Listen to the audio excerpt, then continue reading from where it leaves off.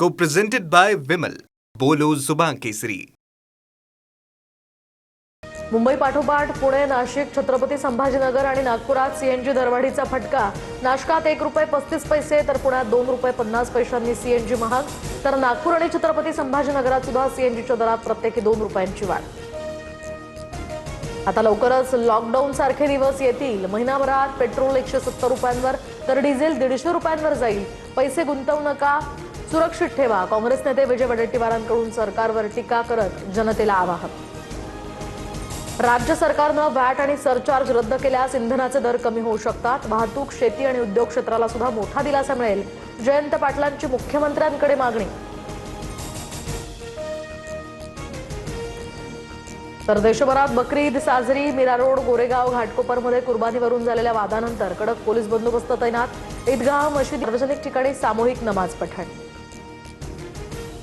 कामाख्या देवीच्या मंदिरात 55 रेडे कापून सत्तेत आलेलं सरकार कुर्बानीला विरोध करत आहे.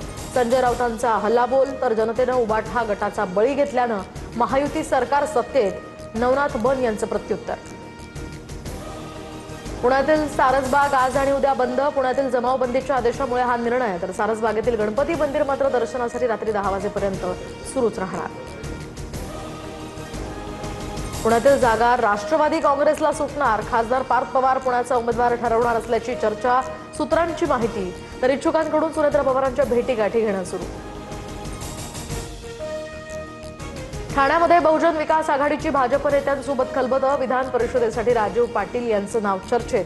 शिवसेनेकडून क्षितिज ठाकूर यांच्या नावाचा विचार सुरू असताना भाजप राजीव पाटलांच्या पाठीशी असल्याची चर्चा.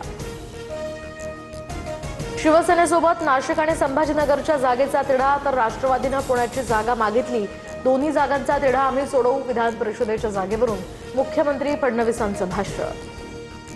30 तारखेपासून रखरखत्या उन्हात उपोषण करणार. कुणीही समाज बांधव अंतरवालीकडे येऊ नका. राज्यात कुठेही उद्रेक किंवा आंदोलन करू नका. जरांगेंचं मराठा समाजाला आवाहन. सरकारला दिलेल्या मुदतीला उद्या 10 महिने पूर्ण होतील. 58 लाख कुणबी प्रमाणपत्र कधी देणार? मराठा समाजाची फक्त मतं पाहिजे का? मराठ्यांची मनं जिंकण्याची फडणवीसांना संधी. जरांगेंचा निशाणा. राधाकृष्ण विखे पाटील आणि प्रसाद लाड उद्या जरांगेंना भेटणार. मराठा समाजाला न्याय मिळवून देणारे अपेक्षित उत्तर जरांगेंना मिळेल. प्रसाद लाड यांचं आश्वासन. पुण्याच्या नसरापुरातील चिमुकलीवरील महिला नेत्याकडून फोनवरून धमकी आल्याचा दीपाली सय्यद यांचा आरोप. करिअर उद्ध्वस्त होईल अशी धमकी. गोंधू अशोक खरातवरील चित्रपटात दीपाली सय्यद या रुपाली चाकणकरांची भूमिका साकारणार. विदर्भात उष्णतेची लाट कायम. वाशिम, वर्धा, नागपूर, गोंदिया, चंद्रपूर, गडचिरोलीला रेड अलर्ट. तर अकोला, अमरावती, यवतमाळ, भंडाराला ऑरेंज अलर्ट जारी. चंद्रपुरातील ब्रह्मपुरीमध्ये सर्वाधिक 46.6 अंश सेल्सिअस तापमान. मुंबई आणि ठाण्यातही उन्हाचा तडाखा. मुंबईमध्ये तापमान 35 ते 38 अंशांच्या पुढे. उष्ण वाऱ्यांमुळे उकाड्यात वाढ. मान्सूनपूर्व पावसाला विलंब.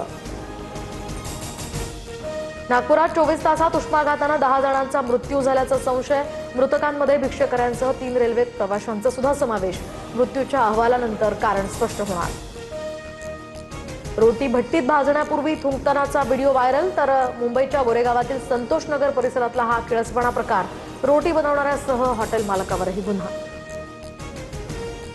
कर्नाटकमध्ये सिद्धरामय्यांच्या राजीनाम्यासंदर्भात सस्पेन्स वाढला. मुख्यमंत्री बदलण्याच्या चर्चा. मात्र राज्यपाल थावरचंद गेहलोत हे मुंबईत. सिद्धरामय्यांनी आज दुपारी राज्यपालांच्या भेटीची वेळ मागितली होती. अमेरिकेचा इराणवर पुन्हा हवाई हल्ला. हॉर्मुझच्या आसपासच्या ठिकाणांवर अमेरिकेनं 4 ड्रोन पाडल्याचा दावा. तर 3 दिवसात अमेरिकेचा इराणवर हा दुसरा मोठा हल्ला. हॉर्मुझच्या सामुद्रधुनीवर Co-presented by Vimal. बोलो जुबान केसरी.